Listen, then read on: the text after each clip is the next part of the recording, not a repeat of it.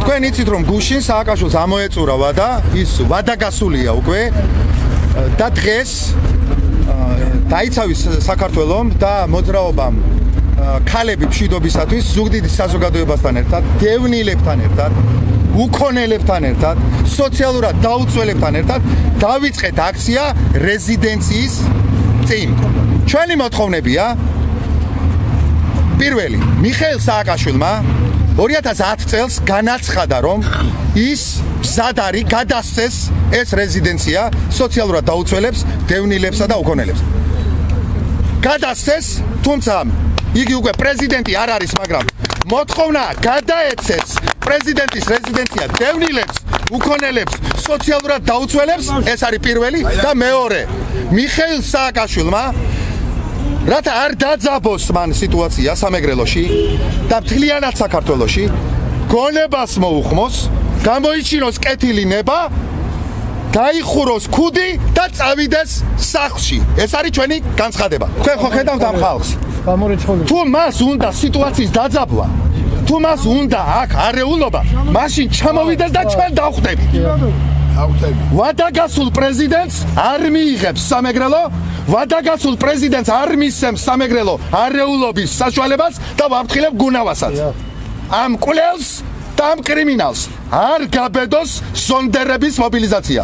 სამეგრელო საზოგადოება სამეგრელოში ზუგდიდი არ დაუშვებს იმას, რომ მიხეილ სააკაშვილმა გუნავას ზონდერებთან ერთად კიდევ ერთხელ დაგეგმოს პროვოკაცია და გაგვაბრუნოს უახლოეთ წარსულში, რომელიც ჩვენთვის ძნელად და ავად მოსაგონარია.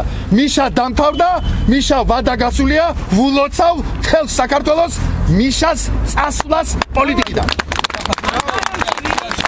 ამ გარაჟში იქნებიან ის დევნილები, ის სოციალურად დაუცველები, ჩვენც ყველანი საზოგადოება, რადგან კარვად აქცია მიშა მთელი საქართველო. მიშას სიმბოლოა ეს კარავი, ჩვენ რო დაგწიროდა და ჩვენ რო გვეუბნებოდა. კარვად აქცია მთელი საქართველო. ამიტომ მიშას კიდევ ერთხელ ვანახებთ, რომ ჩვენ კარავი არ გვინდა, ჩვენ გვინდა თავისუფალ დემოკრატიულ ქვეყანაში ცხოვრება. ამისი გარანტია, რომ ჩვენ დამოუკიდებელ და თავისუფალ ქვეყანაში ვიცხოვრებთ, არის ერთადერთი. მიშას წასვლა, შვიდობიანი წასვლა პოლიტიკიდან.